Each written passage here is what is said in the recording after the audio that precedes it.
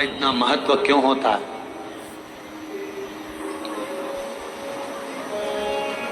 उसका एक कारण, सावन के सोमवार का इतना महत्व क्यों है? सारे सोमवार होते हैं, सारे श्रावण सोमवार का दिन होता है, सारे सोमवार मान्य होते हैं, पर सावन के सोमवार की इतनी महत्वता क्यों है?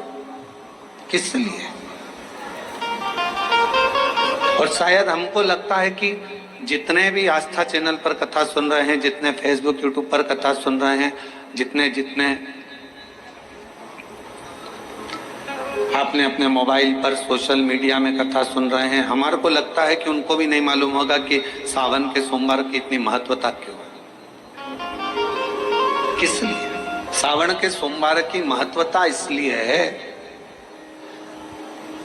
कि भगवान देवादिदेव महादेव का विवाह ख्याति देवी लक्ष्मी जी से करना चाहती थी, पर माता लक्ष्मी ने, भगवान शिव ने माता लक्ष्मी का चेहरा देखा, पढ़ लिया कि ये तो भगवान नारायण के स्नेह है, और भगवान नारायण लक्ष्मी जी से विवाह करना चाहते।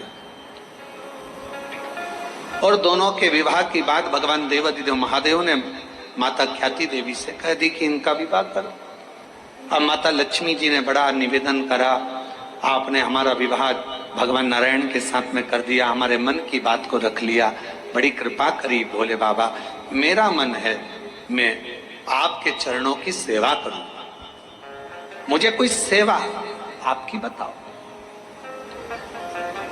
शिव मंदिर में कभी भी जाकर पंडित जी से मत पूछना कि यहाँ की कोई सेवा मुझे बताओ।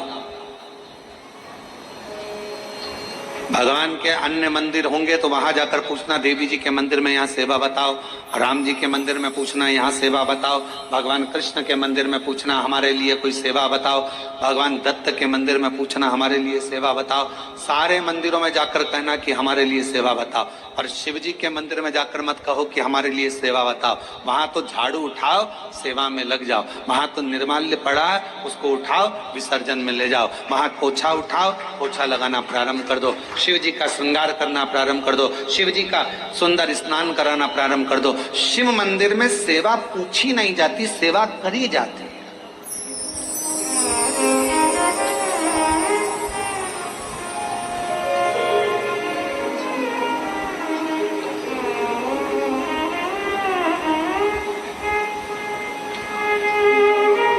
वह सेवा करना पड़ती है।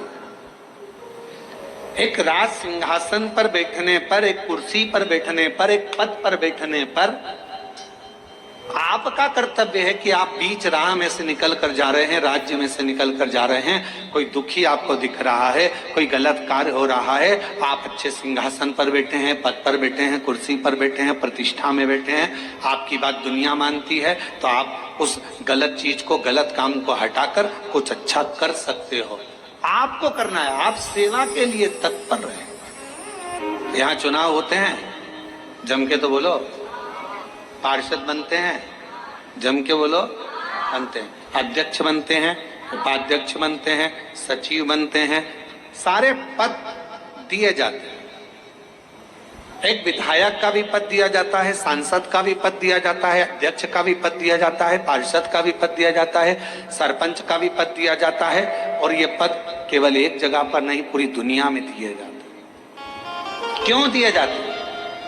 पार्षद जिस वार्ड का पार्षद होता है, जिस क्षेत्र का पार्षद होता है, उस क्षेत्र के पार्षद को, उस क्षेत्र के लोगों को बोलना ना पड़े कि पार्षद साहब हमारी ये नाली की प्रॉब्लम है, हमारी रोड की प्रॉब्लम है, हमारी ये प्रॉब्लम है।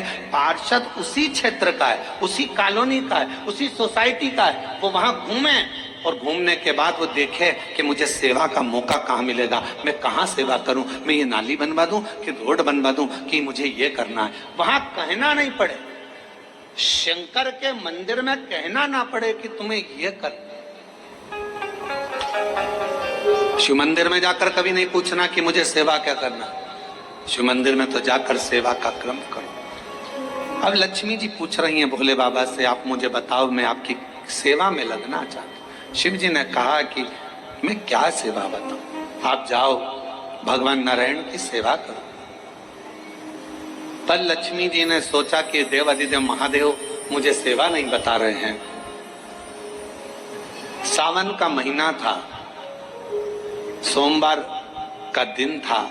माता लक्ष्मी पूरे सावन के महीने में शिवालय में जाती, शंकर जी के कैलाश पर्वत पर जाकर खूब सेवा करती। खूब प्रथम सोमवारी निकल गई, द्वितीय सोमवारी निकल गई, तृतीय निकल गई, चतुर्थ आ गई। सोमवारियां निकलती चली गई। सावन का आखिरी सोमवार, देवाधिदेव महादेव प्रसन्न हो गए। लक्ष्मी को बुलाया, हे लक्ष्मी, पूरी दुनिया में केवल महासंबोधन मेरे नाम के आगे लगा है। लोग मुझे देवाधिदेव महादेव कहते हैं। सारी पुराणों को केवल पुराण कहा जाएगा, पर शंकर की पुराण को भी महासंबोधन से संबोधित किया जाएगा, शिव महापुराण। लक्ष्मी, मुझसे जो जुड़ा हुआ है, मेरे नाम के आगे महासंबोधन लगा हुआ है, लोग मुझे महादेव कहते हैं। पर लक्ष्मी, तूने पूरे श्रावण के महीने में मेरी सेवा करी है, और आज सोमवारी के दिन तूने मेरी अविरल भक्ति को धारण करा है। बिना पूछे सेवा में, बिना दिखावे के तल्लीनता से सेवा करी है। मैं अपना महासंबोधन दुनिया में किसी को नहीं देता, आज तुझे दे रहा हूं। और लक्ष्मी केवल लक्ष्मी नहीं रही, उस दिन से लक्ष्मी मां लक्ष्मी। लक्ष्मी केवल लक्ष्मी नहीं रही, उस दिन लक्ष्मी महालक्ष्मी के संबोधन से प्रकट हो। आज महासंबोधन लक्ष्मी जी को अगर किसी ने दिया तो भगवान देवाधिदेव महादेव ने दिया। और वह महासंबोधन कब मिला?